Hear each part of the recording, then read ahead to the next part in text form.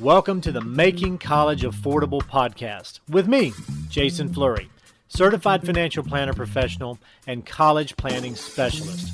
I'm about to show you the inside secrets colleges don't want you to know and help you become a more educated consumer when it comes to paying for college.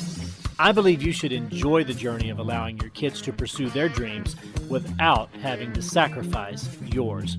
And that's exactly what I'm going to show you how to do. So let's get started. Hey everyone, and welcome to episode number 4 of the Making College Affordable podcast. I'm Jason Flurry, and I'm thrilled to share with you more of the game-changing experiences and some of the expertise that I've learned over the past 20 plus years as a certified financial planner professional and college planning specialist. I have another great topic prepared for you today, and this is how to make the most of your freshman year of college. These are 5 insider tips on how to thrive for any soon-to-be college freshman. Now, while most of my podcast topics are geared toward parents who are trying to get their kids into the best colleges possible for the least amount of money possible, this episode is really just for students. So if you know anybody who's recently graduated, do me a favor, send this episode to them or pass it along to their parents. It's exactly what they need to hear right now.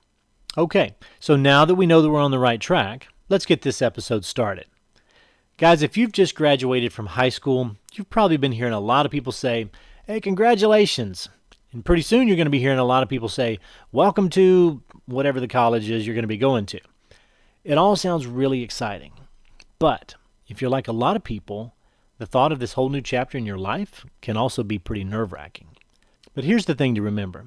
Regardless of which college you're planning to attend, you're at a starting point of an incredible journey in your life. In the years ahead, you're going to have opportunities to be a student, an intern, a leader, a teammate, a researcher, volunteer, a graduate, alumnus, so many more things. And you're also going to discover more about yourself and your unique abilities.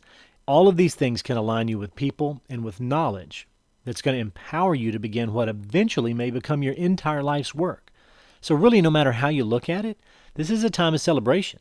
And before you get too far along in this journey, I want to give you some insider tips on how to make the most of the experiences that you're going to have starting right now. So here are my top 5 pieces of freshman college advice for you. Number 1, make friends with your professors. Your college is going to have fantastic teachers who can also become valuable mentors. They can become your friends. They could be dinner party hosts for you. They could be confidants and also trusted advisors. You need to get to know them, and you need to invest in building a good relationship with them from the very beginning. You never know when they could be a lifeline for you down the road. Many of our clients have used recommendations from professors that they met in their freshman year to help them to get into grad school and law school and med school years later. And the best time to begin building these kinds of relationships is right now.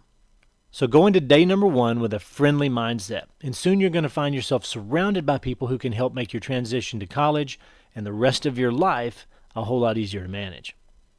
All right, here's tip number 2. Get comfortable with change. You may change your mind about your major, about the summer opportunities that you take advantage of, and probably a lot of your extracurricular activities while you're in college. That's all perfectly normal, so just be open to those opportunities and give yourself permission to grow. All this change is going to help you develop resiliency and grit along the way. And every bit of it that you embrace will shape you into the person that you're going to need to become to achieve the kind of things that you want to accomplish. So don't be afraid to try new things, and don't let failure slow you down. Learn from your mistakes and push yourself to expand your comfort zone. See, there's only really a few things that you could do to permanently mess up your life at this point. So be smart where those areas are concerned, but be courageous and be adventurous when it comes to everything else.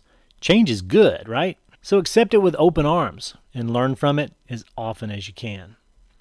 Here's step number 3. What I want you to do here is pay special attention to those times when you feel like you're at your best.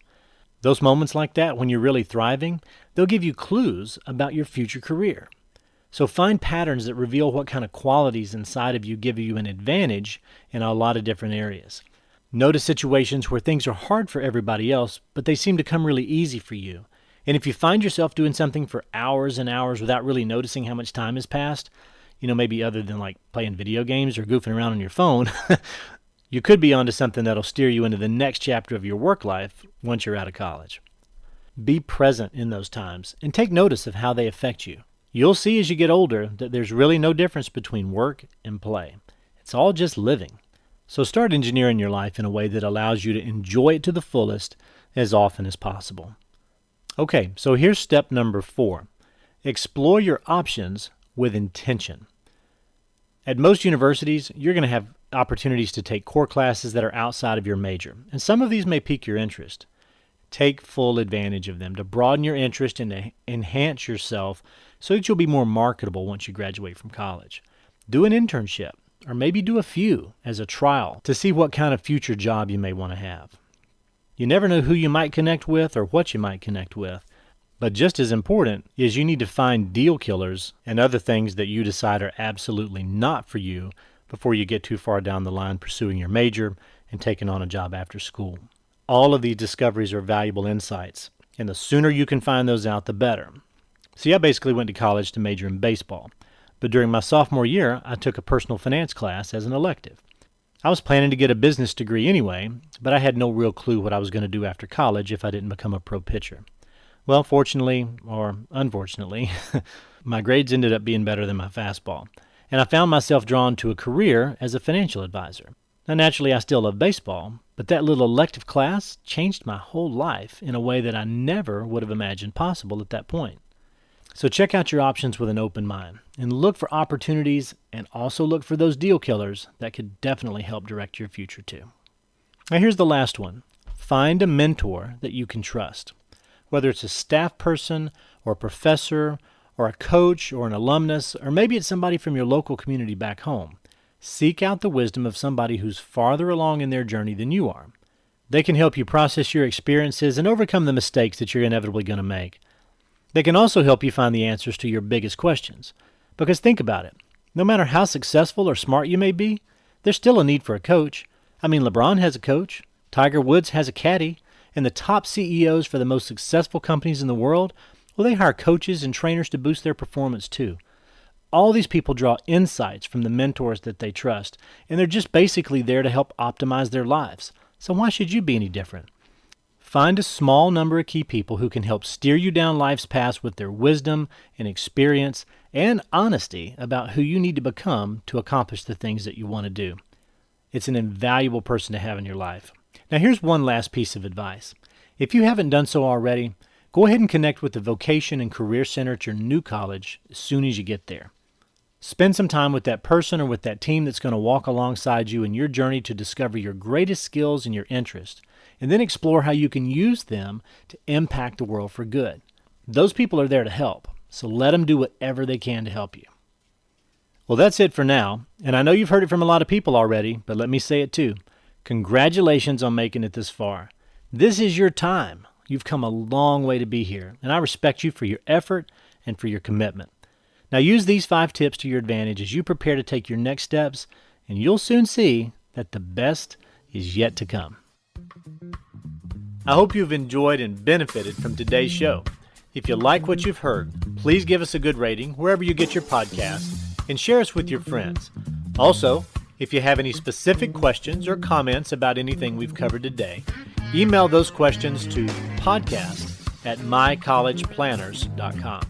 You can also visit our website at mycollegeplanners.com to get personalized recommendations on how to make college more affordable and learn how working with a college planning specialist can improve your life. Thanks again for listening today. I look forward to seeing you again soon.